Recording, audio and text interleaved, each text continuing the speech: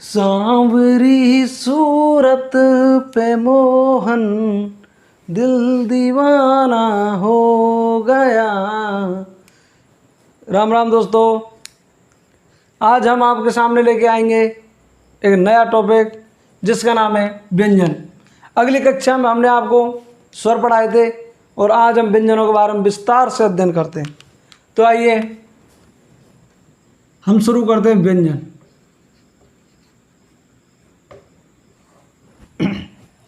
तो व्यंजन शुरू करते ही हमें एक बात के बारे में जानकारी लेना जरूरी है कि भाई व्यंजन होते क्या है और व्यंजन कहते कैसे। तो व्यंजन की हम सबसे पहले क्या देखेंगे, परिभाषा।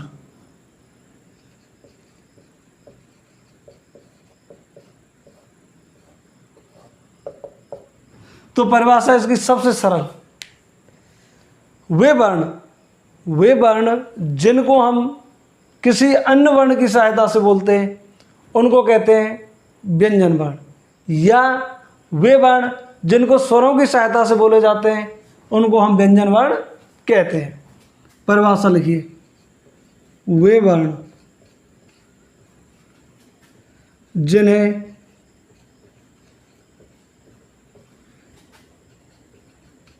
स्वरों की सहायता से बोला जाता है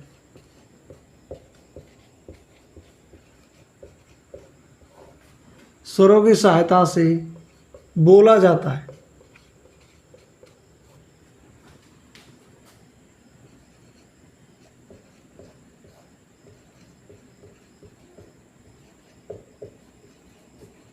उन्हें व्यंजन वर्ण कहते हैं।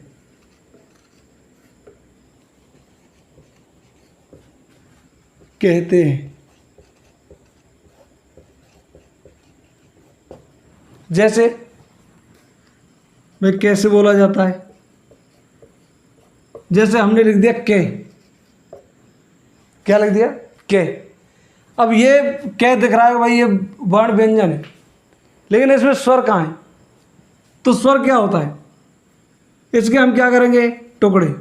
तो क्या होगा इसमें, के प्लस ए, यानी कि हर वर्ण में क्या छुपा होता है, हमारा ए, जो कि हमारा पहला स्वर है। जैसे अगला लिया हमने चे, तो इसमें क्या है, चे प्लस ए, यानी कि चे, के और चे, ये कैसे हुए हमारे, अर्ध। कैसे बन, अर्ध। इनको ए में मिलाने से, ए को इनको मिलाने से ए के साथ ये क्या हुआ, पूरा वर्ण। ऐसे ही छ हो गया हमारा। तो वे वर्ण जिन्हें स्वरों की सहायता से बोला जाता है उन्हें व्यंजन कहते हैं। व्यंजनों की संख्या कितनी होती है, इसके बाद आते भाई हमारे व्यंजनों की संख्या। तो व्यंजनों की संख्या होती है हमारी 33, स्वरों की संख्या इसको भी याद रखना है, ये होती है हमारी 11। कितनी होती है, 11। इसके बाद देखते हैं हम कि जो हमारे 33 व्यंजन है ये कौन कौन से हैं। तो पहला शुरू करते हैं, कैसे पे वर्ग तक, कैसे पे वर्ग तक। जैसे के, खे, गे, गे, अणे, चे, छे, जे, झे, ये, टे, ठे, ड, ढ, णे, ते, थे, दे, धे, न, प, फ, ब, भ, म। ये कैसे हुए हमारे,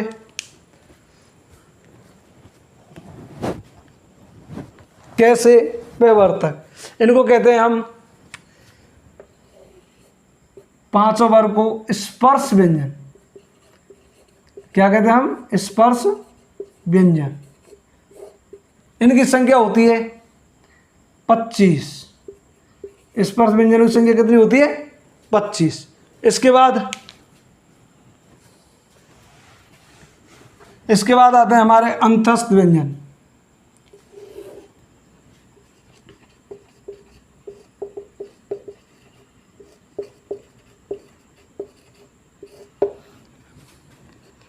अंतस्थ व्यंजन कौन से होते हैं? ये, रे, ले, वे, जिनकी संख्या कितनी होती है हमारी?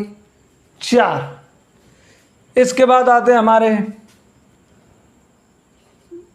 संघर्ष व्यंजन, संघर्षी जिन्हें हम कहते हैं।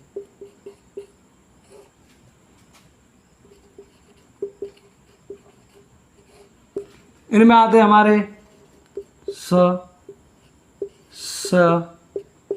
स और है। इनकी संख्या कितनी होती है? 4। तो हमारे टोटल कितने हुए? स्पर्श व्यंजन, अंतस्थ और संघर्ष टोटल मिलकर कितने हुए हमारे? 25, 4, 4 बराबर 33। तो हमारे कितने व्यंजन हो गए? 33। इसके बाद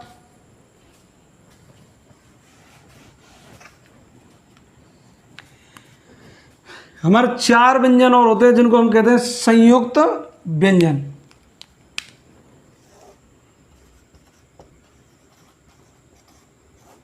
संयुक्त व्यंजन वो कौन कौन से होते हैं? 6, त्रय, गे और श्रय। ये किन से मिलके बनते हैं? 6 ये बनता है के प्लस से, त्रय ते प्लस रे से, गे जे प्लस ये से, और श्रय से प्लस रे से। ये हमारे कितने हुए? 4 संयुक्त व्यंजन हैं जिनको हम हमारे मूल व्यंजनों की श्रेणी में नहीं रखते। इनको हम मूल व्यंजनों की श्रेणी में नहीं रखते। इनको शामिल कहाँ किया जाता है?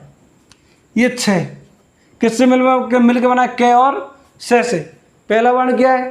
के। तो इसको किस श्रेणी में रखेंगे हम? के वाली में। त्रय, ते और रे से, तो त्रय किस में आएगा? ते वर्ग में। ऐसे गे, जे और ये से, ये किस में आएगा हमारा? चे वर्ग में। और इसके बाद श्रय जो से है ये हमारा आ गया संघर्ष व्यंजन में, से वाले। तो ये हुए हमारे व्यंजन। इसके बाद आते हैं हमारा व्यंजनों का वर्गीकरण। आप इसका स्क्रीनशॉट लीजिए, उसके बाद और आगे चलते हैं।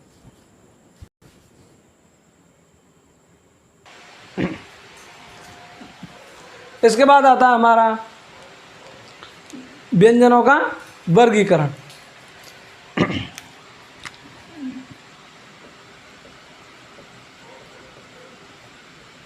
व्यंजनों का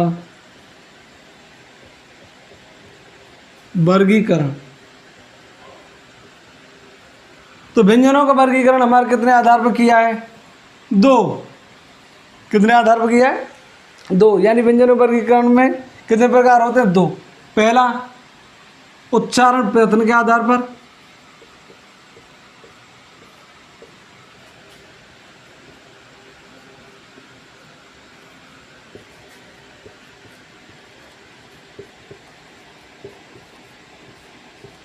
उच्चारण प्रयत्न के आधार पर। दूसरा उच्चारण स्थान के आधार पर,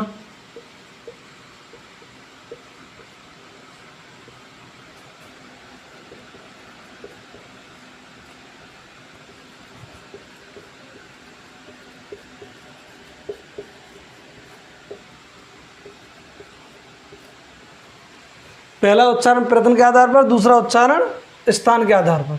अब हम पढ़ेंगे इसमें उच्चारण प्रयत्न के आधार पर व्यंजनों का वर्गीकरण। नंबर 1 वाला उच्चारण प्रयत्न के आधार पर व्यंजनों का वर्गीकरण। तो ये कितने प्रकार के होते हैं?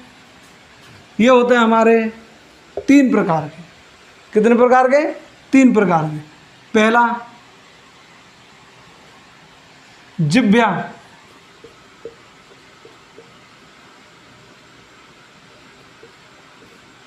जिह्वा या अवयवों के द्वारा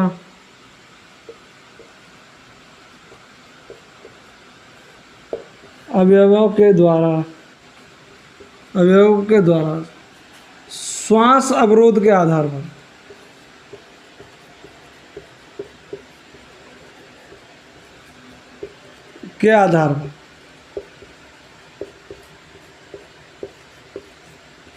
इसके बाद आता है नंबर 2, स्वर तंत्रियों में कंपन के आधार पर।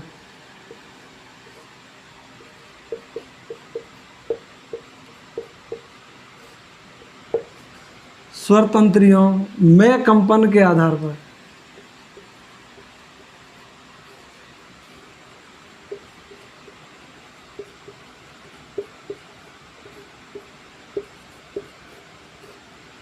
और इसमें लास्ट पढ़ेंगे हम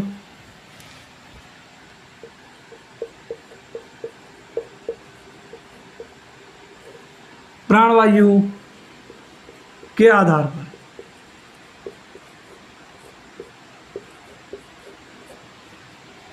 तो उच्चारण प्रयत्न के आधार पर हमारे कितने भेद हुए? 3। पहला, जिह्वा या अवयवों के द्वारा श्वास अवरोध के आधार पर। दूसरा, स्वर तंत्रियों में कंपन के आधार पर। और तीसरा, प्राणवायु के आधार पर। अवयवों के द्वारा श्वास अवरोध जैसे हमारे जो जिह्वा है, इसमें क्या होते हैं? हमारे जिह्वा मुंह के अंदर जिन जिन भागों से टकराती है, तो टकराने के कारण श्वास में क्या होगा? हमारा अवरोध यानी रुकावट होगी। उसके आधार पर हमारे व्यंजन। स्वर तंत्रियों में कंपन के आधार पर, जैसे हमारे कंठ है, तालु है, जिह्वा, इनमें जो कंपन होता है उसके आधार पर। और तीसरा, प्राणवायु के आधार पर, यानी कि हमारी जो श्वास है जब मुंह से निकलती है, कम निकलती है, ज़्यादा निकलती है, उसके आधार पर। आप इसका स्क्रीनशॉट लीजिए। उसके बाद हम पढ़ाएंगे जिह्वा या अवयवों के द्वारा श्वास अवरोध के आधार पर। तो अब हम पढ़ते हैं जिह्वा या अन्य अवयवों के द्वारा श्वास के आधार पर व्यंजन। तो इनमें सबसे पहले आता हमारा स्पर्शी व्यंजन। स्पर्शी व्यंजन, इससे पता चलता है कि ये हमारे मुख के अंदर हमारी जो जिह्वा है वो कहीं ना कहीं क्या करेगी? स्पर्श करेगी। क्या करेगी? स्पर्श। हमारी जो जिह्वा है वो क्या करेगी? स्पर्श। यानी हमारे मुख के अंदर विभिन्न अवयव जैसे कंठ है, तालु है, मूर्धा है, इनसे क्या करेगी? स्पर्श। उसी के आधार पर हमें क्या कहते हैं? स्पर्शी व्यंजन। यानी जिह्वा द्वारा विभिन्न अवयवों का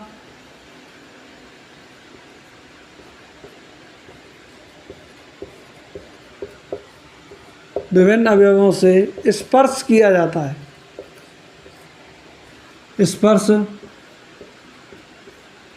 किया जाता है तो वो क्या हो गए हमारे स्पर्शी व्यंजन। स्पर्शी व्यंजन। अब स्पर्शी व्यंजनों की संख्या कितनी होती है? तो स्पर्शी व्यंजनों की संख्या होती है हमारी 16। कितनी होती है? 16। कौन कौन से? के, ख, ग, घ, ट, ठ, ड, ढ, त, थ, द, ध, प, फ, ब, भ। ये हमारे क्या हो गए? स्पर्शी व्यंजन। टोटल इनकी संख्या कितनी हुई हमारी? 16। तो स्पर्शी व्यंजनों की संख्या कितनी होती है हमारी? 16। ये ध्यान रखना। पहले मैंने बताया था कि स्पर्श व्यंजन कितने होते हैं? मैंने बताया था 25। लेकिन याद रखना ये कौन से व्यंजन है हमारे? स्पर्शी। कौन से हैं? स्पर्शी। और ये कौन से? स्पर्श। कौन से हैं? स्पर्श। ये स्पर्श व्यंजन है और ये स्पर्शी व्यंजन है। इनकी संख्या होती है 25 और स्पर्शी व्यंजनों की संख्या होती है 16, क्योंकि हर स्पर्श व्यंजन स्पर्शी व्यंजन तो हो सकता है, लेकिन स्पर्शी व्यंजन स्पर्श व्यंजन नहीं हो सकता। ध्यान रखना, स्पर्श व्यंजन स्पर्शी व्यंजन हो सकता है, स्पर्शी व्यंजन होता है, लेकिन स्पर्शी व्यंजन स्पर्श व्यंजन नहीं हो सकता।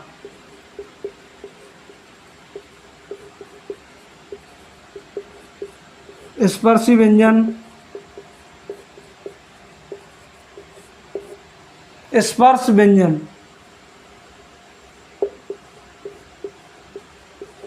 नहीं हो सकता।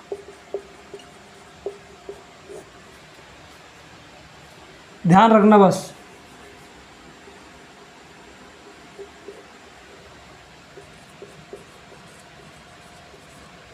कहने का मतलब ये हुआ कि जो स्पर्श व्यंजन है, स्पर्शी व्यंजन होते हैं, स्पर्श व्यंजन 25 हैं, वो स्पर्शी व्यंजन होते हैं। यानी कि ये चारों के चारों जो हमारे 16 स्पर्श व्यंजन है, ये किस में शामिल है? स्पर्शी व्यंजन में। लेकिन हर स्पर्शी व्यंजन स्पर्श व्यंजन नहीं होता। अगर हर स्पर्शी व्यंजन स्पर्श व्यंजन होते तो दोनों की संख्या कितनी कैसी होती? हमारी समान।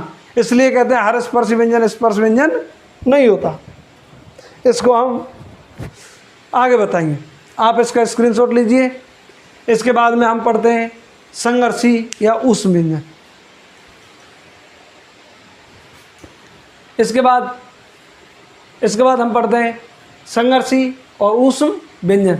संघर्षी या ऊष्म व्यंजन, नाम से पता चलता है संघर्ष का मतलब संघर्षी का मतलब होता है घर्षण, और ऊष्म का मतलब होता है ऊष्मा। कहने का मतलब हम ये कह सकते हैं जिन व्यंजनों को बोलने में ऊष्मा निकलती हो, यानी ज़्यादा मेहनत करते हैं तो ज़्यादा ऊष्मा निकलती हो, या फिर जिनको बोलने में घर्षण होता हो, उनको क्या कहते हैं हम? संघर्षी व्यंजन। यानी कि अधिक प्रयत्न करना पड़ता हो, उनको हम संघर्षी व्यंजन कहते हैं। परिभाषा,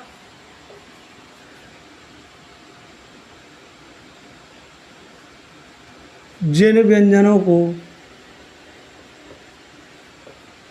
बोलने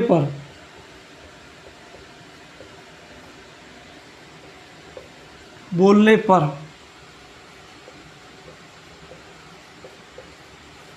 अवयवों में अधिक निकटता आ जाती है,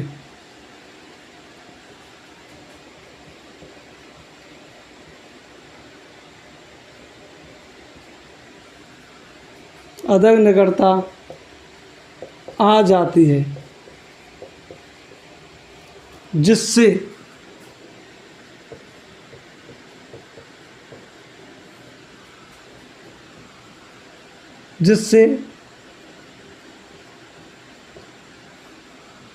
ऊष्मा अधिक निकटता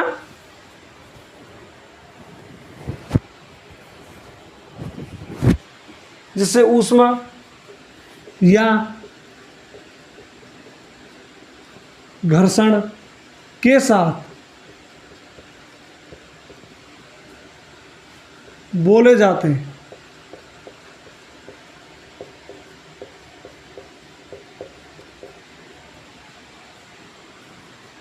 उन्हें संघर्षी व्यंजन कहते हैं।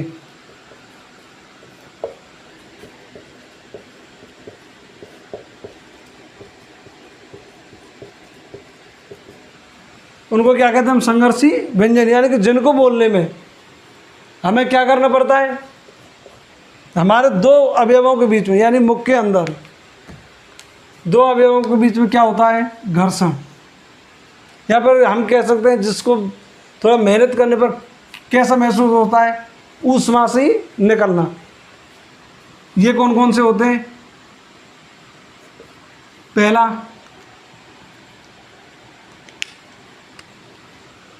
उस व्यंजनों में सा, और है। इनको बोलने पर ऐसा लगता है कि वायु हमारी घर्षण के साथ निकल रही है, जिब्या और तालु के साथ, या जिब्या मूर्धा के साथ, सा सा सा। आप बोल के देखिए, तो इनकी संख्या कितनी हुई हमारी 4। तो हमारे उस व्यंजनों की संख्या कितनी है 4। इसके बाद आता है हमारा स्पर्श संघर्षी नंबर 3।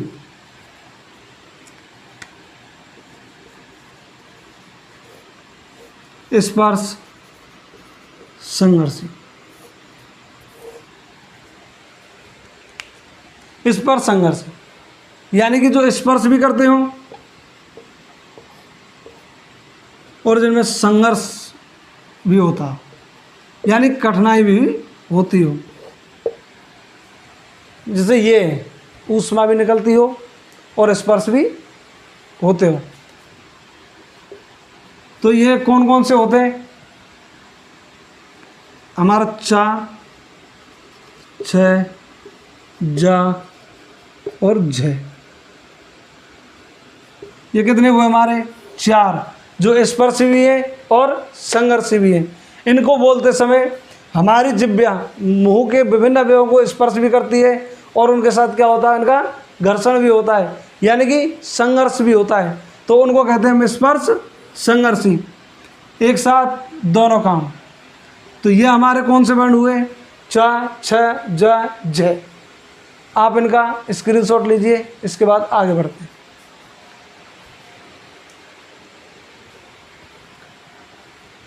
इसके बाद आता हमारा नासिक नंबर 4।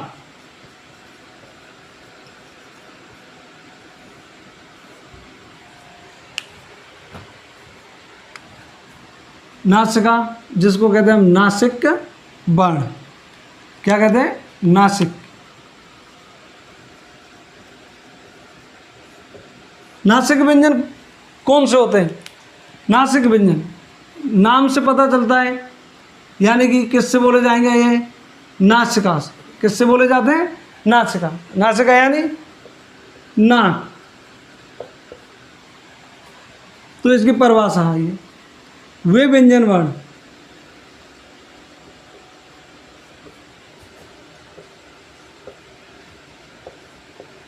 जिनको बोलते समय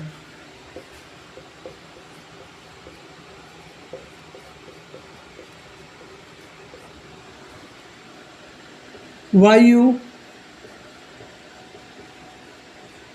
नाक से निकलती हो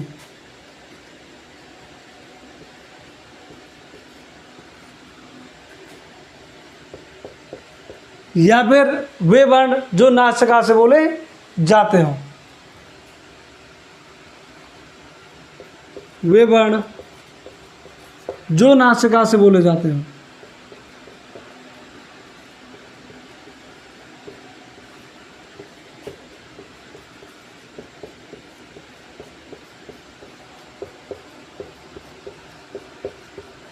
उन्हें क्या कहते हैं हम? नासिक व्यंजन। नासिक व्यंजनों की संख्या कितनी होती है? नासिक व्यंजनों की संख्या होती है 5। और जो कौन से होते हैं? प्रत्येक वर्ग का पंचम वर्ण। प्रत्येक वर्ग का कौन सा होता है? पंचम वर्ण। जैसे के का, णे, चे का, ने, टे का, रे, ते का, ने और पे का, में। तो ये हमारे पांचों वर्ण, ये कौन से हुए हमारे? नासिक वर्ण। कौन से हो गए हमारे? नासिक।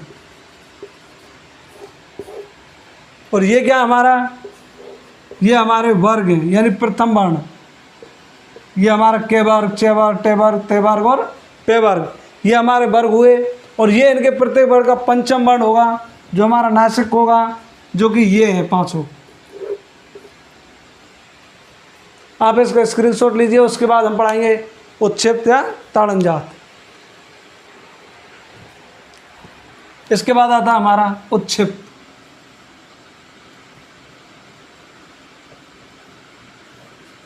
या फिर जिसको कहते हैं हम ताड़नजात, जिसको कहते हैं हम द्विगुण, जिसको कहते हैं हम द्विपृष्ठ। ये क्या है? इनके नाम, उच्छिष्ट, ताड़नजात, द्विगुण, द्विपृष्ठ। अब इसे कहते कैसे हैं? उच्छिष्ट व्यंजन कौन से होते हैं? वे व्यंजन जिनको बोलने पर, वे व्यंजन जिनको बोलने पर ऐसा लगता है कि हमारी जिह्वा एकदम से फेंकी गई हो। क्या हुआ हो? फेंका हुआ। यानी कि जिन वर्णों को बोलने पर हमें ऐसे फेंके हुए से महसूस होते हैं। कैसे महसूस होते हैं? फेंके हुए से, यानी फिर इनको झटके के साथ बोलते हैं।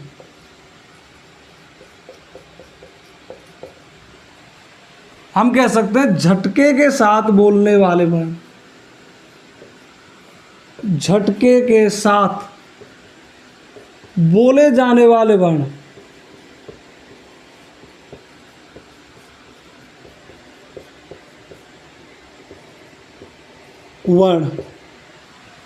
या हम कह सकते हैं फेंके हुए वर्ण।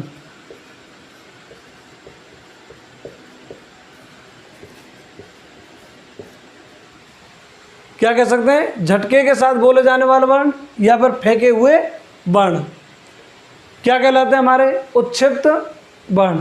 उच्छिष्ट का मतलब ही होता है हमारा फेंका हुआ। क्या होता है? फेंका हुआ। अब ये होते कौन से? इनकी संख्या होती है 2। इनकी संख्या कितनी होती है? 2। जो कौन कौन से हैं? अड़े और अड़े। इसमें ध्यान रखने वाली केवल ये है दे बात कि इनको तो बोलते हैं हम डे और ढे। इनको क्या बोलते हैं हम? डे और ढे। और इनको बोलते हैं अड़े और अड़े। जैसे बोलते हैं हमारे जिब्बे एकदम, हमारे जिब्बा एकदम ऊपर टकरा के और एकदम से आती है अड़े अड़े। और इनमें डे और ढे, इनमें आती है आराम से, इनमें आती है झटके के साथ। अब पढ़ते हैं हम इन उच्छिष्ट व्यंजनों को, इनका प्रयोग कैसे किया जाता है और इनके कौन कौन से नियम हैं। तो इनको पढ़ने के नियम पढ़ते हैं पहले। नियम नंबर 1,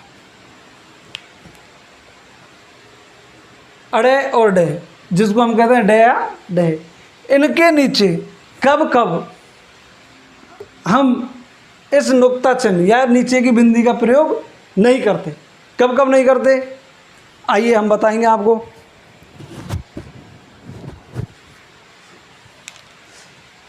मैं तो ये कहता हूँ आप समझ के साथ और आराम से पढ़ें। तो पहला नियम, अगर इनसे हमारा कोई भी शब्द शुरू होता है, डे या ढे से, डे ढे से शुरू होने वाले शब्द में बिंदी नहीं लगती। शुरू होने वाले शब्दों में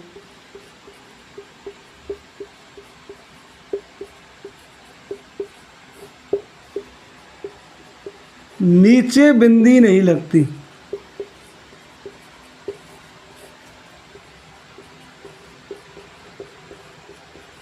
पहली बात, कोई भी हमारा शब्द हो, अगर डे और डे से शुरू हो रहा है तो इनके नीचे बिंदी नहीं लगेगी। जैसे डमरू, ढोलक,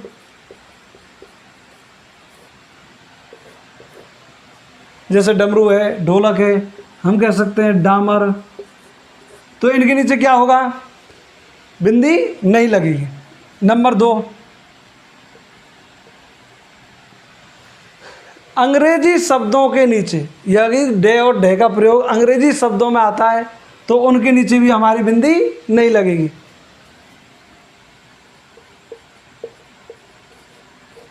अंग्रेजी शब्दों में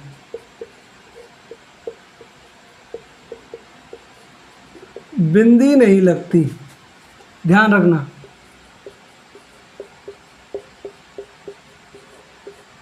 जैसे हम कह सकते हैं रोड, क्या कह सकते हैं, रोड। दूसरा ड्रम।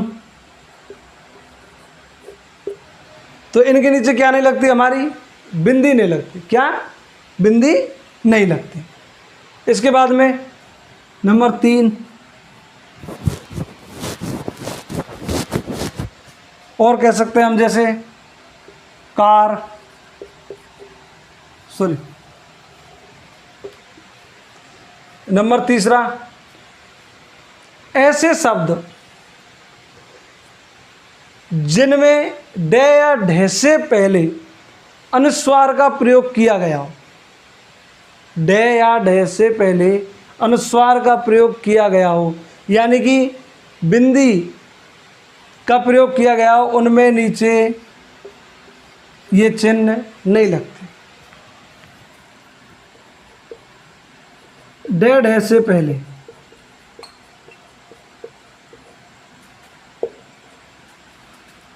अनुस्वार लगने पर डे ढे के नीचे बिंदी नहीं लगती है।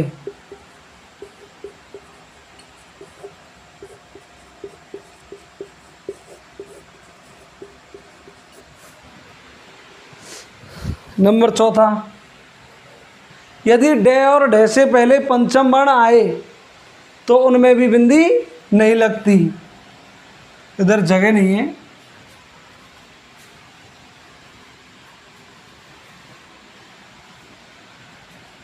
चौथा पॉइंट ऊपर लिखते हैं। डे ढे से पहले यदि पंचम वर्ण आए तो भी बिंदी नहीं लगेगी।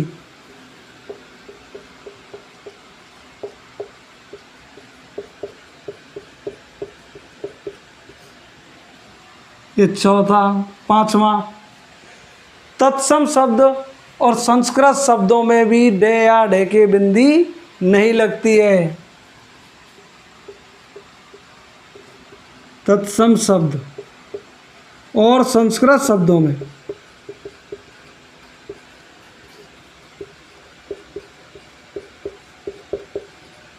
भी बिंदी नहीं लगती, बिंदी नहीं लगती। ये क्या हुए, इसके नियम हुए। आप इनका स्क्रीनशॉट लीजिए। इसके बाद हम पढ़ेंगे प्रकंपित और पार्श्विक। इसके बाद आता है हमारा प्रकंपित।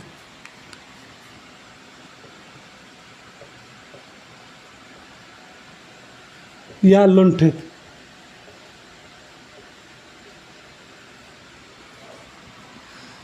प्रकंपित का मतलब कंपन करना, मतलब ऐसा व्यंजन जिसमें हमें ऐसा लगता हो कि हमारी जिह्वा क्या कर रही है, कंपन। दूसरा लुंठित का मतलब लुढ़कना, यानी कि ऐसा व्यंजन को बोलने पर जिसमें हमें ऐसा लगता हो कि हमारी जिह्वा लुढ़क रही हो। कैसा लगता है, लुढ़क रही हो। तो वो होता हमारा प्रकंपित या लुंठित वर्ण। वो कौन सा होता है, तो वो होता है हमारा रे। इसकी संख्या केवल 1। प्रकंपित या लुंठित वर्ण में क्या होता है हमारा रे, यानी कि इस वर्ण को बोलने पर हमारी जिह्वा 2 या 3 बार, 2 या 3 बार कंपन करती है, कंपन करती है। जब हमारी जिह्वा 2 या 3 बार कंपन करती है तो हमारा प्रकंपित व्यंजन होता है, जिसको हम लुंठित भी कह सकते हैं। इसकी संख्या केवल 1, जो कौन सा हमारा रे। अब देखते हैं हम रे के प्रकार। रे के प्रकार। तो र का हमारा प्रयोग कितनी बार किया जाता है? पहला रे, यानी कि पूर्ण वर्ण में। रे का प्रयोग किसमें किया जाता है? पूर्ण वर्ण में। दूसरा हमारा आता है रे, किसी भी वर्ण के ऊपर लगता है, किसी भी वर्ण के ऊपर लगता है, किसी भी वर्ण के ऊपर, और ये ऊपर लगता है इसलिए ये कौन सा होता है? आधा। ये कैसा होता है? आधा वर्ण, जिसको हम अर्धवर्ण भी कहते हैं। तीसरा प्रकार, किसी भी वर्ण के ये कहाँ लगता है? नीचे। कहाँ लगता है? नीचे।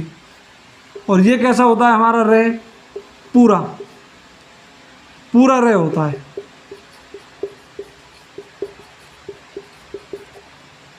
इसके बाद आता है हमारा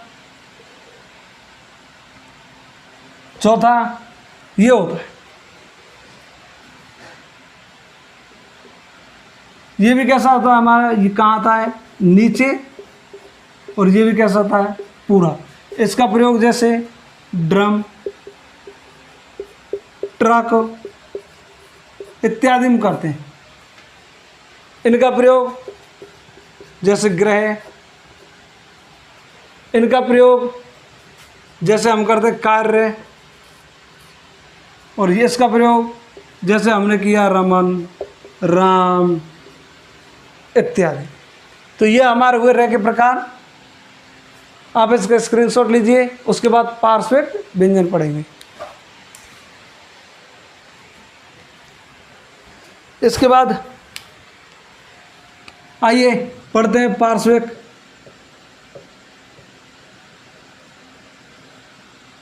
इसके बाद कौन सा है? पार्श्विक। अब पार्श्विक व्यंजन कौन से होते हैं? तो पहले हम नाम से देखते हैं। पार्श्व यानी कि पास में होगा। पार्श्व का मतलब पास में। और हम पढ़ किसके आधार पर हैं? जिह्वा के आधार पर। तो हमारी जो वायु है वो किसके पास में होकर निकलेगी? जिह्वा के पास में। किसके पास में होगी? जिह्वा के पास में। तो हम कह सकते हैं ऐसा व्यंजन वर्ण जिसको बोलने पर हमारी वायु जिह्वा के पास में होके निकलती हो, यानी कि जिह्वा के दोनों ओर होके निकलती हो।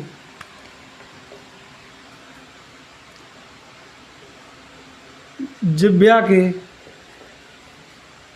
अगल बगल, दोनों ओर का मतलब अगल बगल में होके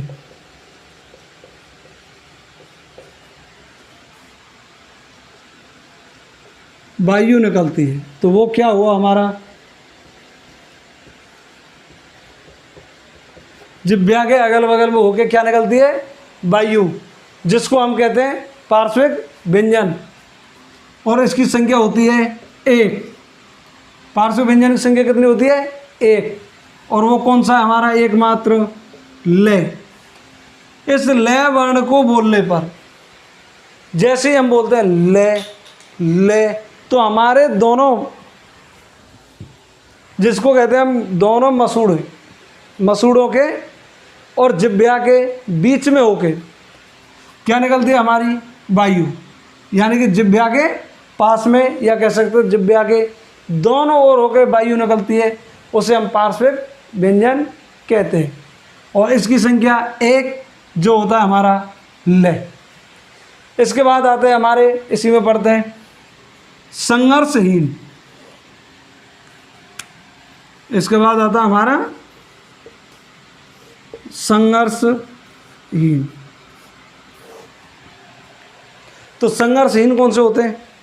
ऐसे व्यंजन वर्ण जिनको बोलने पर संघर्ष नहीं करना पड़े, या फिर हम कह सकते हैं जिनको बोलने पर घर्षण ना हो, उन्हें कहते हैं हम संघर्षहीन। ये क्या ना हो? घर्षण या फिर संघर्ष ना हो, या फिर और कह सकते हैं बिना टकराव के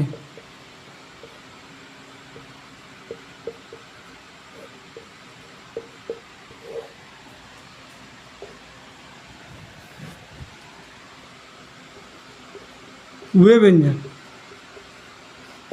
जिनको बोलने पर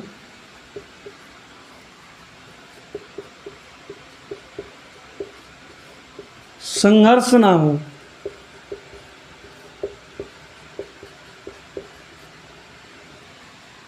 उन्हें संघर्षहीन व्यंजन कहते हैं।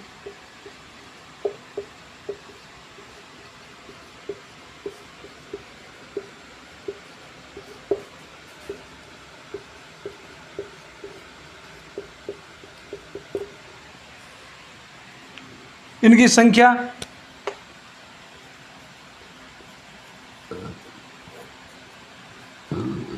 संख्या होती है 2।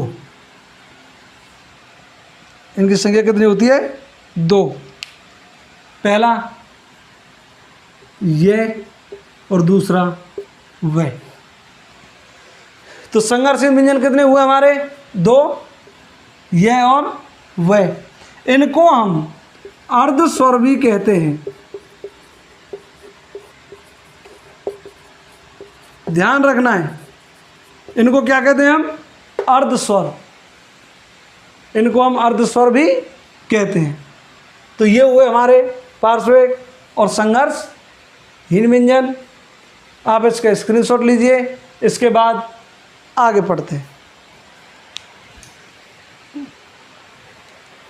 इसके बाद हम पढ़ते हैं नंबर 2, स्वर तंत्रियों में कंपन के आधार पर। स्वर तंत्रियों में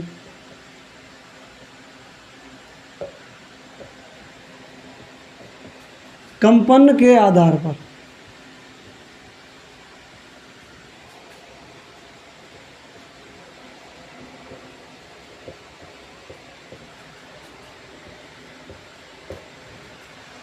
ये भी कितने प्रकार के होते हैं? 2। कितने प्रकार के होते हैं? 2। पहला अघोष और दूसरा घोष, या जिसे कहते हैं हम सघोष।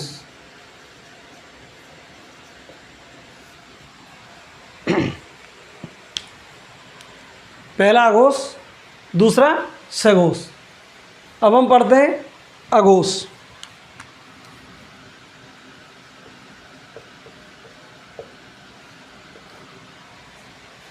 अघोष का मतलब होता है घोष ना हो।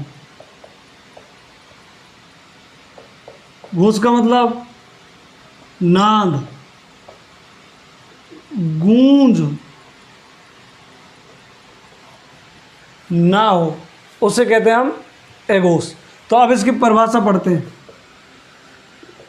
वे वर्ण जिनको बोलने पर जिनको बोलने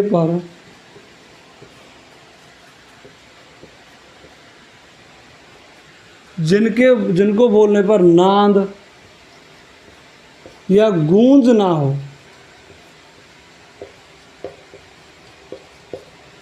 अर्थात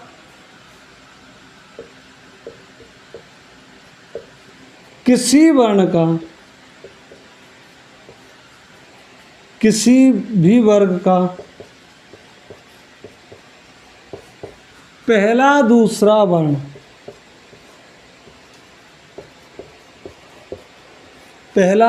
वर्ण तथा ऊष्म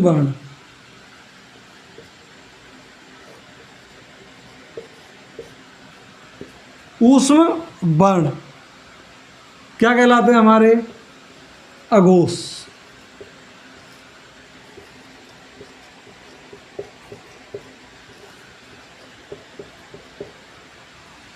ऊष्म वर्ण में केवल से और से को शामिल किया है।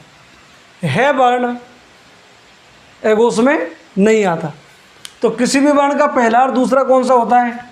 जैसे के खे, गे घे, सॉरी के खे, चे छे, टे ठे, ते थे, पे फे। ये क्या हुआ हमारे अघोष। इनकी संख्या कितनी होती है? 10। 3 हुए हमारे उसवर्ण से प्लस से और से बराबर 13। तो अघोष हमारे जो व्यंजन है उनकी संख्या कितनी हुई? 13। आप इसका स्क्रीनशॉट लीजिए, उसके बाद हम घोष व्यंजन वर्ण के बारे में अध्ययन करेंगे। इसके बाद आते हैं हमारे घोष या सघोष। इससे पता चल रहा है घोष से कि इसमें क्या होती है? गूंज, या फिर हम जैसे कहते हैं नाद। तो वो कैसे होते हैं? सघोष, यानी घोष के साथ जैसे बोले जाते हैं सघोष वर्ण कहलाते हैं। दूसरा, ये कौन कौन से होते हैं? किसी वर्ण का, किसी वर्ग का तीसरा, चौथा, पांचवा, तीसरा, चौथा और पांचवा वर्ण, तीसरा, चौथा और पांचवा वर्ण। दूसरा, अंत्यस्थ व्यंजन, अंत्यस्थ व्यंजन। और तीसरा आता है हमारा है। कौन सा आता है? है। अंत्यस्थ व्यंजन कौन कौन से होते हैं? ये, रे, ले और वे। किसी भी वर्ग का तीसरा, चौथा, पांचवा, तीसरा, चौथा और पांचवा। गे, घे, णे, जे, झे, ये, डे, ढे, णे, दे, धे, ने, बे, भे और में। ये हुए किसी भी वर्ग का तीसरा, चौथा, पांचवा। टोटल इनकी संख्या कितनी हुई? 15। उसके बाद आते हैं हमारे अंत्यस्थ। ये कितने हुए हमारे? 4। उसके बाद आता है हमारा एक है, ये कितना हुआ? 1। और लास्ट में आते हैं हमारे सभी स्वर, सभी स्वर, जिनकी संख्या कितनी होती है? 11। सभी स्वरों की संख्या कितनी होती है? 11। तो कुल मिलाकर हमारे घोष व्यंजन, घोष वर्ण है वो कितने होते हैं हमारे? 31। तो घोष वर्ण कितने हुए हमारे? 31। अगर किसी कोई पूछे कि घोष व्यंजन वर्ण कितने हुए हमारे, तो हम 11 स्वरों को हटा देंगे और हमारे ये व्यंजन वर्ण आ जाएंगे। आप इसका स्क्रीनशॉट लीजिए। इसके बाद आता है हमारा प्राणवायु।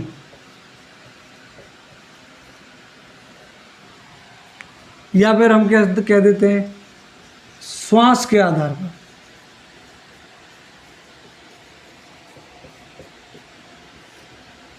श्वास के आधार पर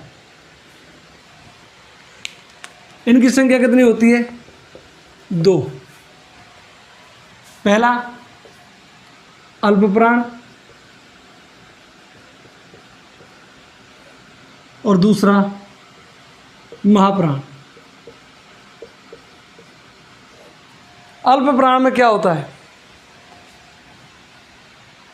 इनको बोलने पर हमारे मुख से वायु कम मात्रा में निकलती है। अल्पप्राण को बोलने पर मुख से वायु कैसे निकलती है? कम मात्रा में।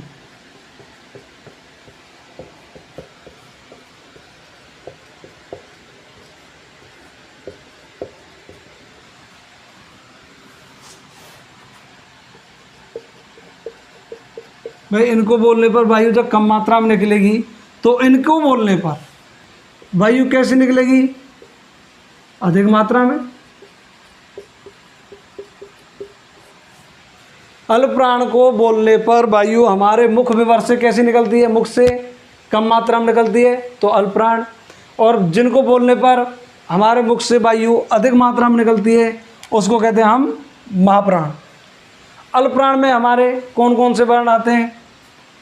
पहला, किसी भी वर्ण का पहला, तीसरा और पांचवा वर्ण, जैसे के, गे और णे, चे, जे, णे, टे, डे, ने, ते, दे, ने, पे, बे और में।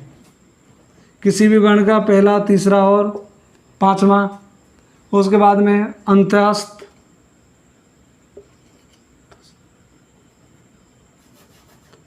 उसके बाद में आते हैं हमारे अंत्यस्थ, ये, रे, ले और वे। ये कितने हुए हमारे?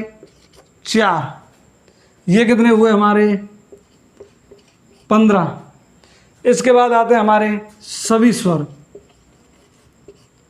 सभी स्वर, तो स्वरों की संख्या हमारी 11। तो टोटल कितने हुए?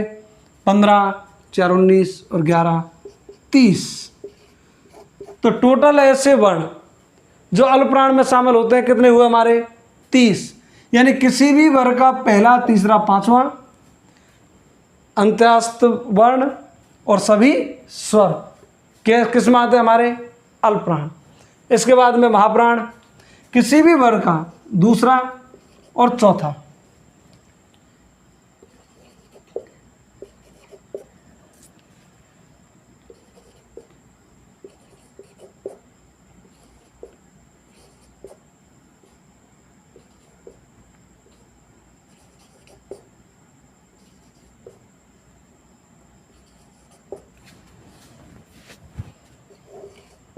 कितने हुए?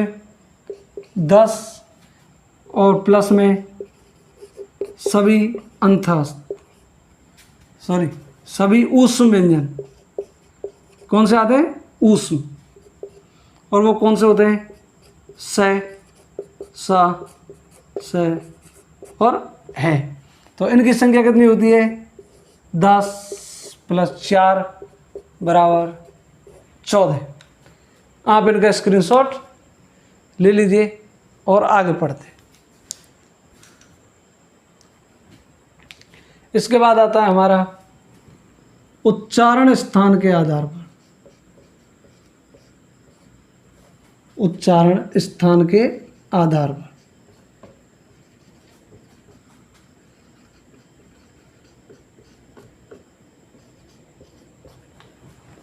उच्चारण स्थान के आधार पर, यानी कि ऐसे ऐसे स्थान जहाँ से हमारे वर्णों का उच्चारण होता हो।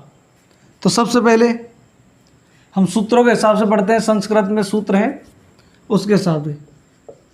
तो पहला सूत्र, और ये हो गया स्थान।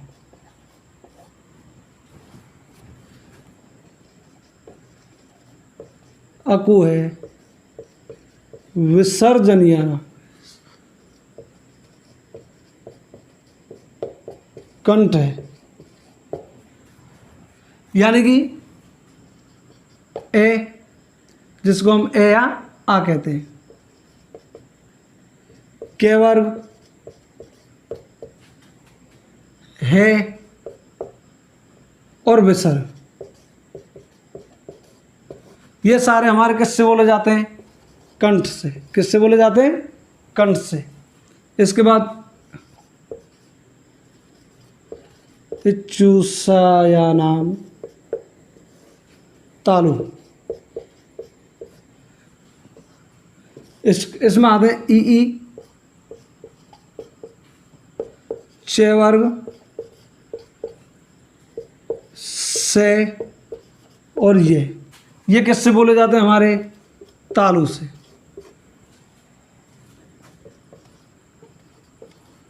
नंबर 3 री टुरसाणाम, रिटुर साणाम मूर्धा, यानी कि हम कहते हैं री टे वर्ग रे और से, ये किससे बोले जाते हैं? हमारे मूर्धा से। इसके बाद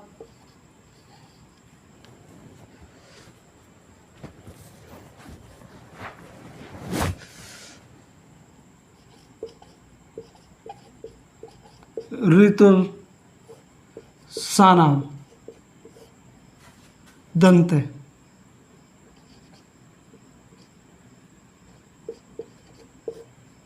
यानी कि री ते वर्ग ले और से, ये किससे बोले जाते हैं? हमारे दंत से। किससे बोले जाते हैं? हमारे दंत से। इसके बाद में नंबर 5 कंठ हो गया, तालु मूर्धा दंत ओष्ठ है।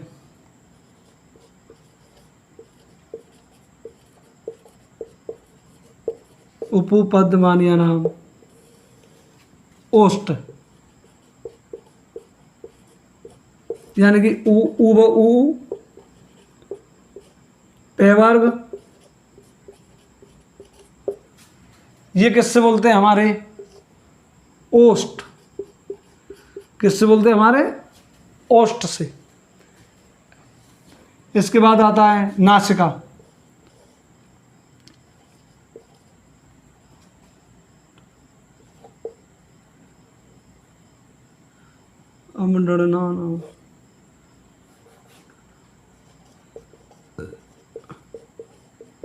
अमडंडा नाम च नासिका,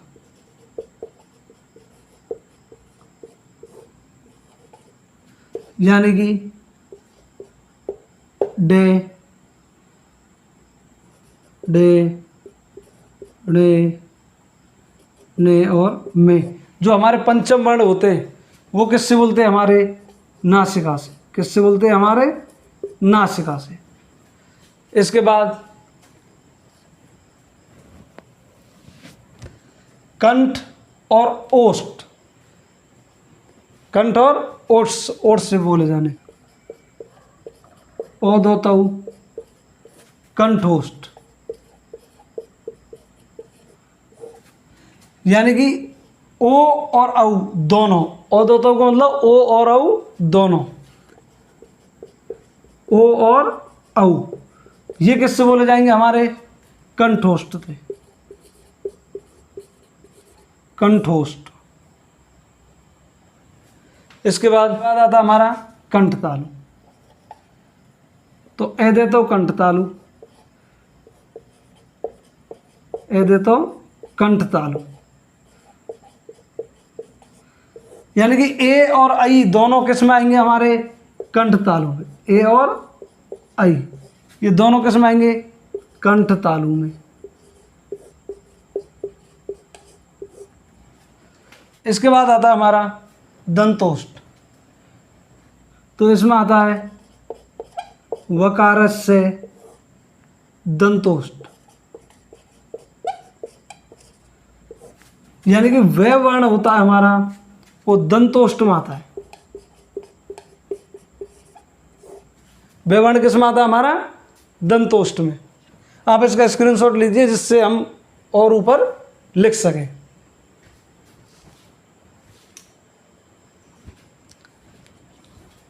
इसके बाद आते हैं हमारे दो, जिनको नीचे जगह नहीं होने के कारण मैंने कहाँ लिख दिया? ऊपर लिख दिया है। तो 10वां हमारा है वर्ष, जिनमें आते हैं रे ने ले से जे। उसके बाद आता है लास्ट काकल, जिसमें आता है हमारा है वर्ण। क्या आता है? है वर्ण।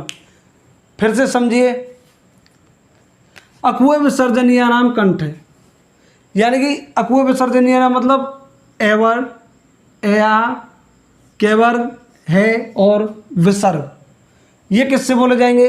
कंठ से। उसके बाद में ए और आ का नंबर आने के बाद में किसका आएगा, ई या बड़ी ई का।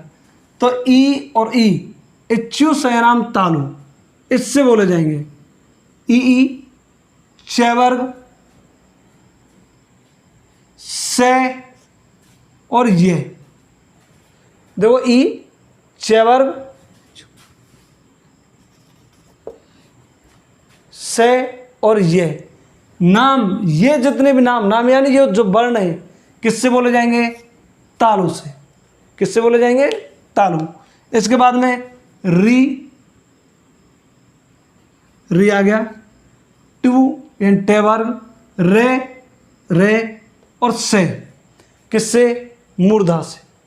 उसके बाद में री तोल सानाम यानी कि री तैसे ते वर्ग, ले से ले और से सा, ये किससे आएंगे, सारे नाम दंत से।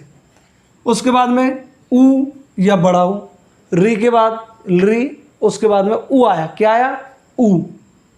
ये हमारा री है, इसको ध्यान रखो, ये हमारा किस में चलता है, संस्कृत में, और संस्कृत के सूत्र होने की वजह से ये इसमें आया है। उसके बाद में ऊ या बड़ा ऊ, देखो यहाँ के वर्ग आ गया, च आ गया, टे वर्ग आ गया और तय आ गया, तो कौन सा आएगा, पे वर्ग और पे वर्ग। ऊ और पे वर्ग ये किसमें आए, हमारे ओष्ठ में।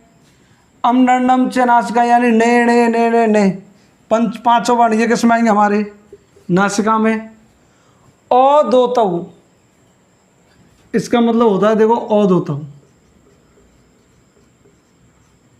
यानी कि ओ दब यानी दोनों, ये दोनों ओ किस में आएंगे, हमारे ओ दो तो यानी कि कंठ ओष्ठ, किस में आएंगे, कंठ ओष्ठ। क्यों, क्योंकि जो हमारा ओ बनता है ए प्लस ऊ से बनता है, किससे बनता है, ए प्लस ऊ से हमारा ओ बनता है। ए का मतलब कंठ और ऊ का मतलब ओष्ठ, तो दोनों मिलके क्या हुआ, कंठ प्लस ओष्ठ, तो क्या हो गया हमारा कंठोष्ठ। क्या हो गया हमारा कंठोष्ठ, यानी कि ए वर्ग और ऊ वर्ण, ए वर्ण और ऊ वर्ण से दोनों से मिलके ए प्लस ऊ बराबर क्या हुआ, ओ। तो कंठ प्लस ओष्ठ बन के क्या हुआ, कंठोष्ठ। भाई ये क्या हो गया हमारा कंठोष्ठ, कंठ प्लस ओष्ठ कंठोष्ठ। इसके बाद में बड़ा ओ, वो भी किससे बनता है, ए प्लस ओ से। ए प्लस ओ पहले ही कंठोष्ठ है, तो ए और ओ दोनों किस में आए, कंठोष्ठ में। ठीक है। उसके बाद में ए दो तो, मतलब वही आ गया ए दे तो, यानी ए और औ, ये देव यानी दोनों ए और आई दोनों हमारे किस में आएंगे, कंठ तालु में। कंठ तालु में आने का कारण क्या है, तो वो कारण भी समझिए। देखो हमारा ए प्लस ई बराबर क्या होता है, ए प्लस की बराबर ए आता है हमारा कंठ में और ई आता है हमारा तालु में, तो इन दोनों से मिलके बना क्या, ए, तो ये कंठ तालु में आएगा। किस में आएगा, हमारा कंठ तालु। ये आ गया हमारा ए और आई दोनों कंठ तालु। वकार से यानी वैकार, जैसे अकार, तो ये वैकार है। हम वर्णों को क्या बोलते हैं, कार लगा के, जैसे अकार, कैसे ककार, कैसे खकार, गैसे गकार, तो ये वैकार किस में आएगा, हमारा दंतोष्ठ। किस में आएगा, दंतोष्ठ में। इसको अर्ध स्वर भी कहते हैं, ध्यान रखना, पहले ही बताया है अब भी बता रहा हूं, इसको क्या कहते हैं हम, अर्ध स्वर। इसके बाद में हमारा रे ने ले से जय वर्ष और है हमारा काकल यानी कि कंठ। ठीक है, आपका ये हमारा पूरी वर्णमाला हुई, स्वर हुए, व्यंजन हुए। आप इसका स्क्रीनशॉट ले लीजिए और हमारे चैनल को लाइक, शेयर एंड सब्सक्राइब जरूर करें, जिससे आपको हम और वीडियो दे सकें, ज़्यादा से ज़्यादा अच्छे से समझा सकें और हमारा हौसला अफजाई हो। Thank you. राम राम, जय हिंद, जय भारत।